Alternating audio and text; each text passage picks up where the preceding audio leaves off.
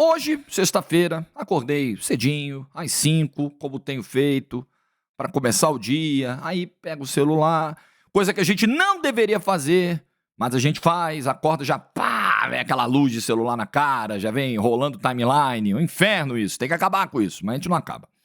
Aí a primeira coisa que me aparece, entrevista do presidente do Santos, Marcelo Teixeira, ao GE. Falei, opa!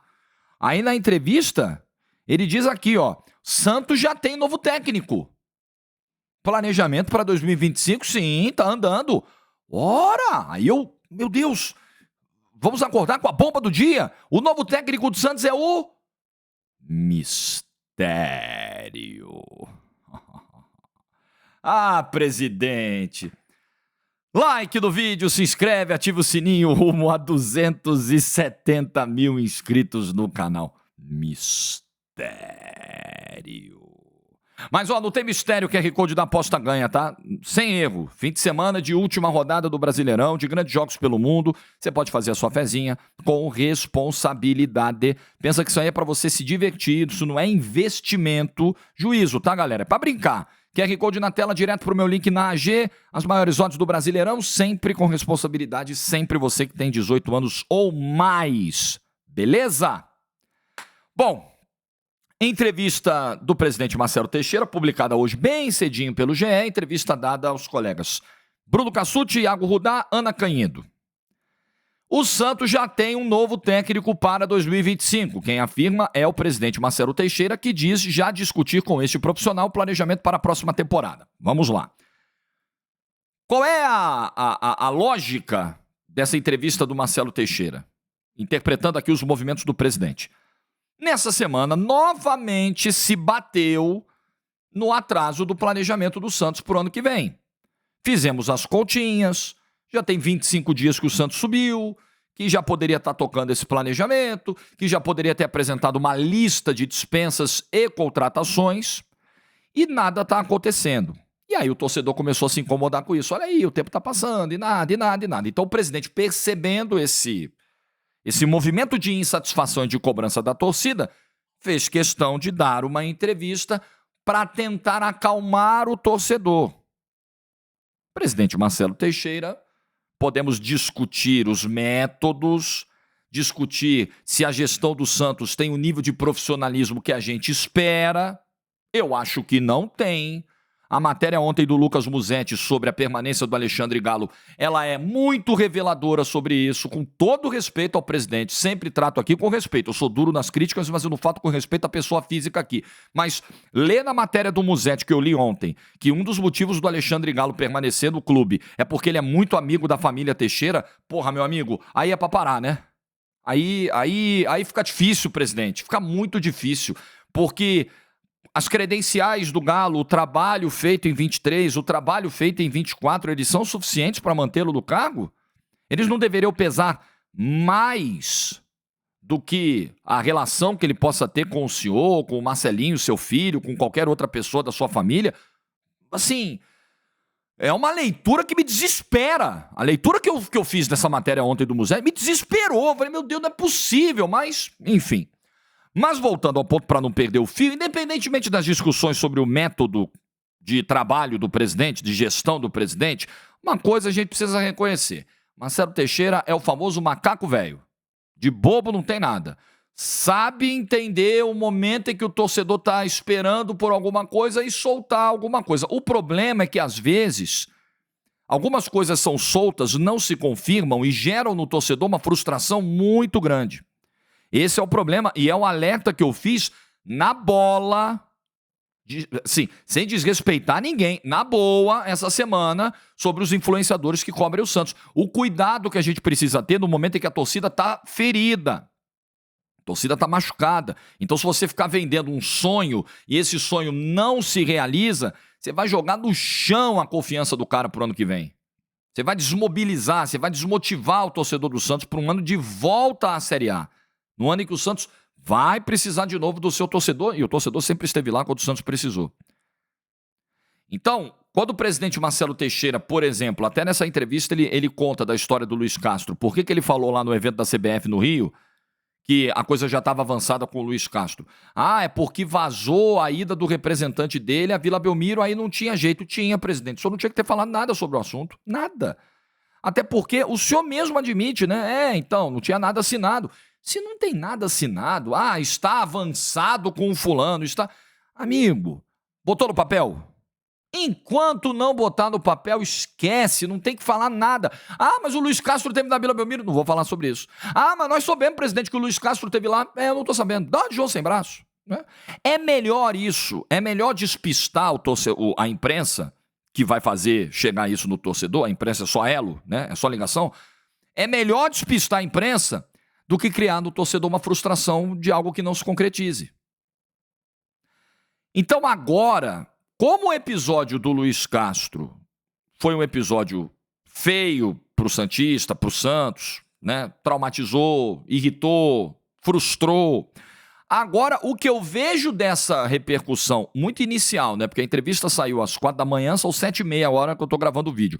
Eu nem vi muito ainda do ambiente virtual santista sobre isso, porque a galera tá acordando. Mas as primeiras manifestações que eu vi na manhã dessa sexta-feira sobre essa entrevista do Marcelo Teixeira foram de desconfiança. O problema, presidente, é credibilidade. E um gestor, um dirigente, precisa ter credibilidade. Então, como o senhor falou do Luiz Castro, que a coisa estava avançada, avançou bastante, foi o termo que o senhor usou, avançou bastante, e não rolou. Aliás, ontem o Luiz Castro, no jornal A Bola, deu uma entrevista, né? Estava lendo em algum portal do Santos, onde ele fala sobre isso, de que ele tem manifestado aos clubes que tem o procurado nesse momento que a ideia é assumir um clube só no meio do ano que vem, no início da próxima temporada europeia. Ele não vem para o Santos, esquece. Ele até fala, né, que dinheiro não é tudo, o projeto precisa me seduzir e eu infelizmente mantenho a minha opinião, espero mudá-la um dia, de que hoje o Santos com as suas estruturas físicas, com a sua realidade financeira, com a sua capacidade de investimento e com o seu quadro político atual, ele não é um clube atraente para profissionais do quilate do Luiz Castro, infelizmente. Mas aí, presidente, voltando, pegando mais um fio, agora o efeito, um dos possíveis efeitos da frustração que se gerou do Santista da não vinda do Luiz Castro, depois do senhor dizer que estava avançado bastante, é o torcedor agora não acreditar no que o senhor está dizendo. Tem várias manifestações nas redes sociais. Eu não acredito. Se o Marcelo Teixeira me der boa noite, eu acredito que é bom dia. Eu vi essa hoje, achei hilária. Porque o torcedor fica desconfiado, presidente. Porque é muita coisa que sai que não se confirma. E às vezes fica parecendo que são cortinas de fumaça para dar uma acalmada do torcedor do Santos. Só que o torcedor do Santos já está calejado. O torcedor do Santos sabe identificar a galera que trabalha sério, a galera que joga coisa no ar, a galera que eventualmente erra uma apuração por uma coisa que não se confirmou, mas alguém que foi cuidadoso, que checou e de repente a fonte não era tão confiável assim, e outros que erram por intenção. O torcedor sabe, é fácil separar, é muito fácil. Eu, da minha profissão, erro. Neste canal, nossa, quantos erros. Quantos erros de projeção, de análise, de avaliação. Acontecem. Mas não faço de sacanagem, meu público sabe. Né? Não à toa, cada dia tá chegando mais gente, eu fico muito feliz com isso. E a galera chega e fica, eu fico muito, muito feliz. Porque errando ou acertando, sou eu aqui. Tô falando por ninguém, tô falando só por mim. Não sou porta-voz de ninguém, tô falando só por mim. Então, presidente, tá difícil. Mas vamos lá, vamos avançar no que ele disse na entrevista sobre o novo técnico do Santos. O presidente disse o seguinte: nós estamos recebendo críticas negativas, eu concordo, admito, mas daqui a pouco vocês vão entender por que são essas estratégias. Eu não consigo divulgar, tá falando do novo técnico. São compromissos existentes, são contratos que estão em vigência, eu não posso antecipar fatos.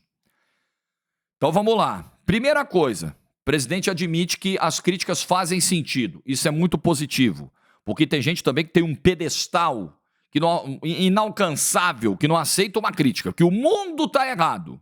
Então, isso já é um ponto positivo. Aí o presidente diz, olha, eu não posso divulgar, porque tem gente... Eu estou trazendo... O que ele está dizendo aqui? Eu estou trazendo um treinador empregado. Para mim está claro. Esse cara tá trabalhando, tem contrato em vigor, ele precisa se desvincular do clube dele antes de vir para cá. E por isso eu não posso falar nada. Mas no momento o planejamento está sendo tocado. Vamos lá. Nós aqui no Brasil temos uma dificuldade muito grande de lidar com essa transição de trabalho de um clube para o outro. Na Europa é muito comum. O cara é técnico do Bayern de Munique.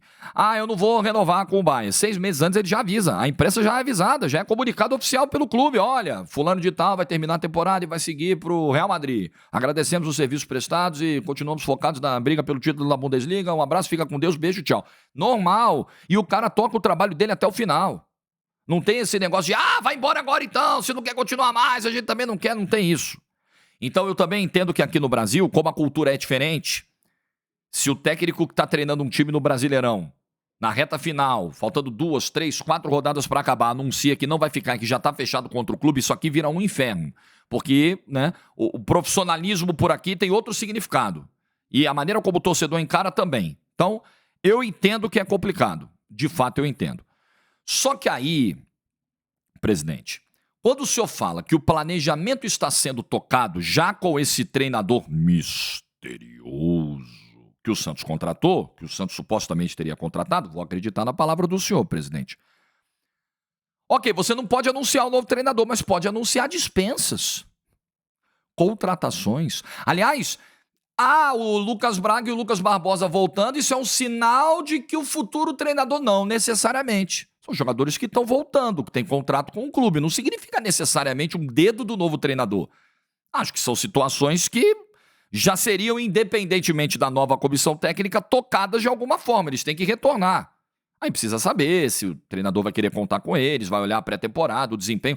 Eu não contaria novamente com o Lucas Braga de jeito nenhum. De jeito nenhum.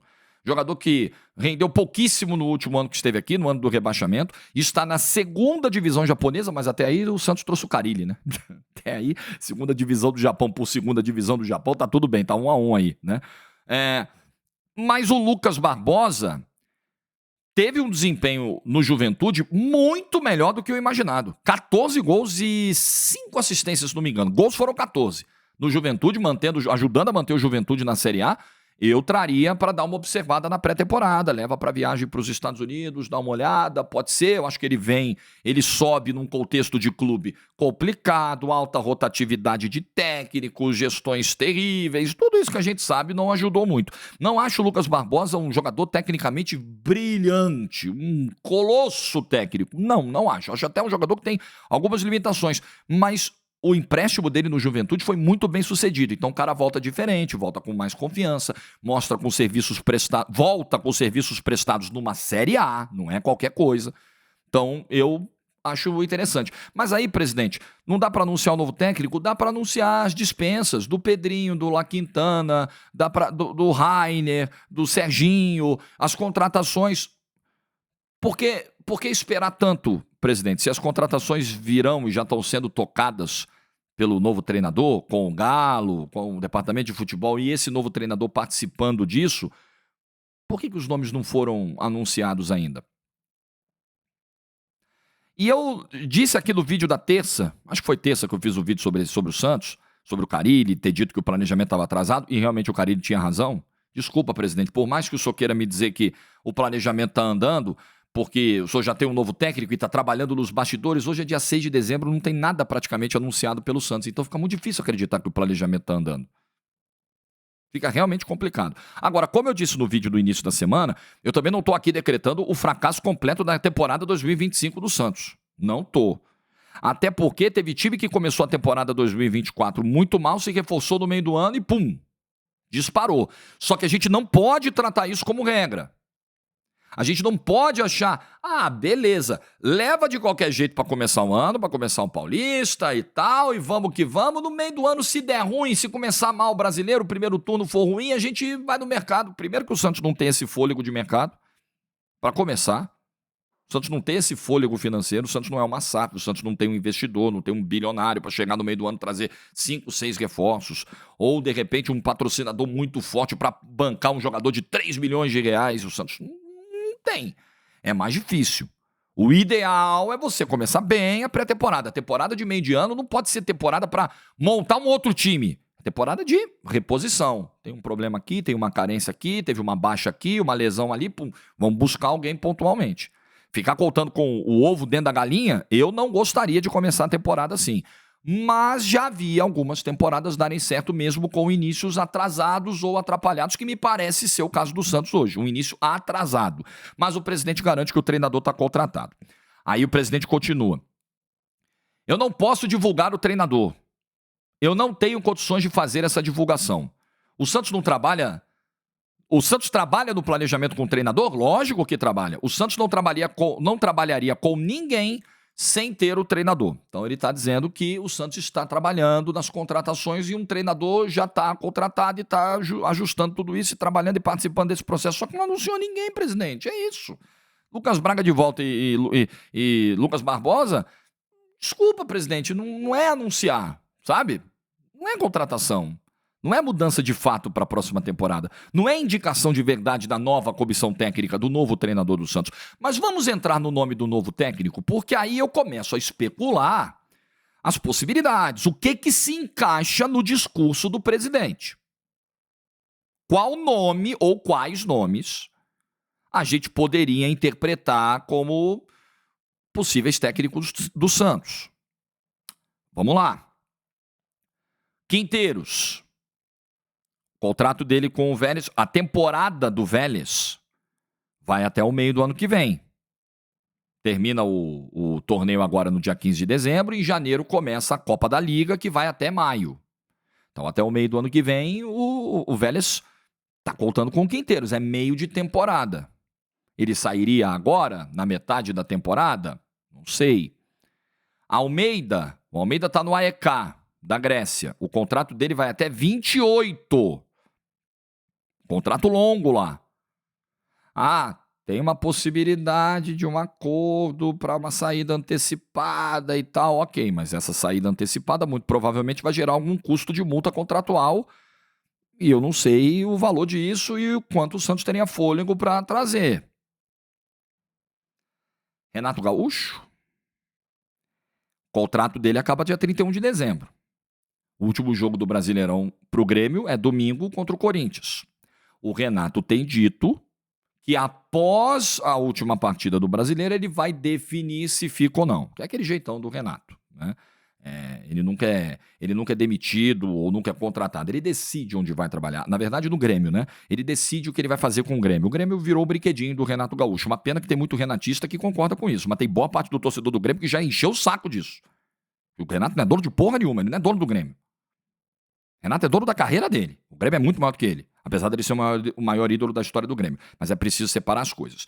Então o Renato está dizendo que depois o desgaste lá está muito grande, com boa parte da torcida do Grêmio. A temporada foi decepcionante. O time só escapou do risco de rebaixamento no finalzinho. Muito provavelmente ele vai embora. E foi um nome cogitado do Santos nesses últimos dias. Isso me leva a crer que Renato Gaúcho, eu não tenho informação nenhuma. Tô cravando nada. Não tô vendendo ilusão pra ninguém. Eu não faço isso. Não vou sacanear você. Mas, veja, montando pecinhas,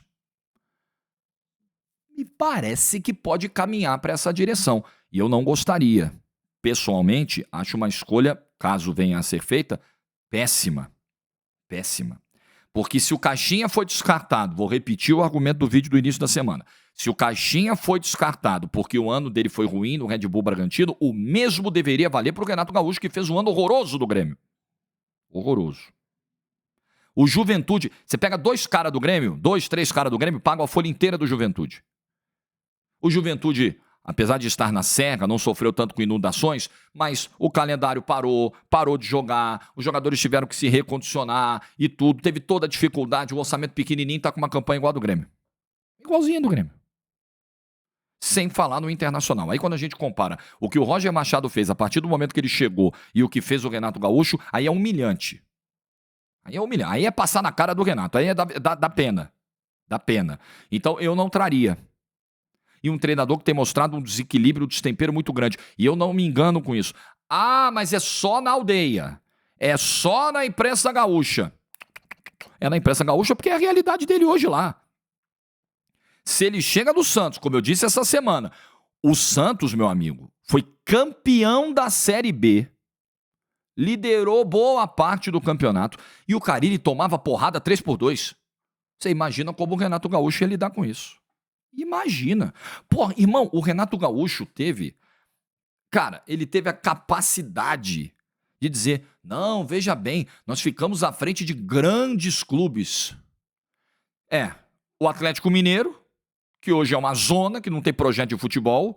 Aliás, os 4Rs têm muita coisa pra explicar aí no Galo, hein?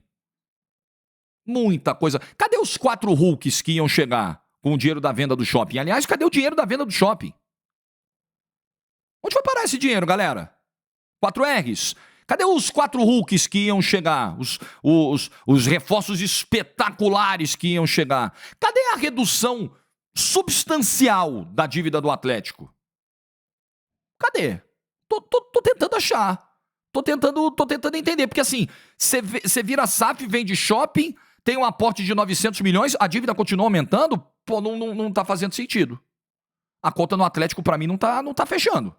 Fora a máquina de moer técnico que é o Atlético, que há anos ninguém fica mais de um ano lá. Ninguém consegue ficar uma temporada completa lá. Muito esquisito. Por que o Atlético não aderiu ao regime de recuperação judicial? Não é curioso? Sendo que os credores, hoje, grandes credores do Atlético, são os caras que estão hoje comandando a SAF do Atlético?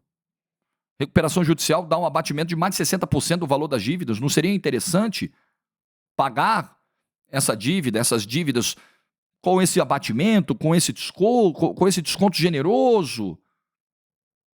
Mas, como eles são os credores, o torcedor fica pensando, ora, que estranho, né? Que esquisito.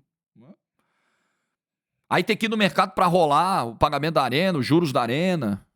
Uma arena construída com vários problemas básicos, já trocaram gramado mais de uma vez, já teve problema de acústica, agora risco de rebaixamento na última rodada. Que coisa estranha essa SAF do Galo, gente.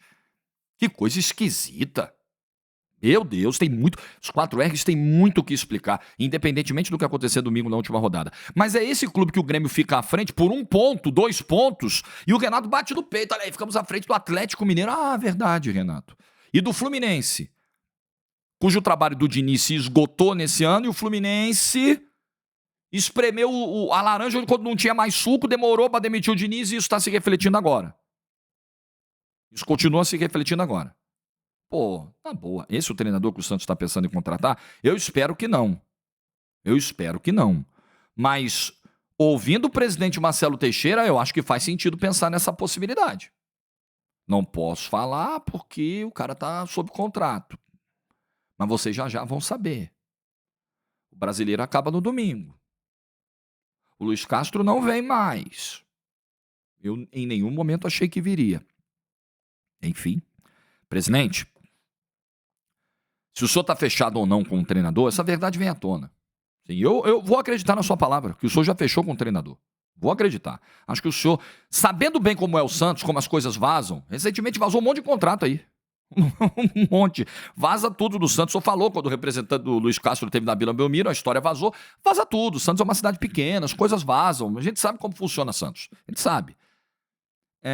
Então vai vazar. Se o senhor não contratou ninguém, se o senhor está enganando o torcedor, isso vai vazar. A imprensa vai saber mais cedo ou mais tarde. Eu acho que o senhor não está enganando o torcedor. Quero acreditar nisso. Agora, dependendo do nome que for contratado, o senhor vai ter que lidar com a reação do torcedor do Santos. Eu não sei se sonhar com o Luiz Castro e acordar eventualmente, eu não sei se é ele, com o Renato Gaúcho, eu acho que pode causar uma frustração muito grande. Fernando Diniz, em termos de conceitos, eu acho um técnico muito interessante. Em termos de trabalho, o 2024 foi um fiasco. Foi um dos piores anos da carreira do Fernando Diniz, 2024. E aí é o mesmo argumento que valeu para o Caixinha.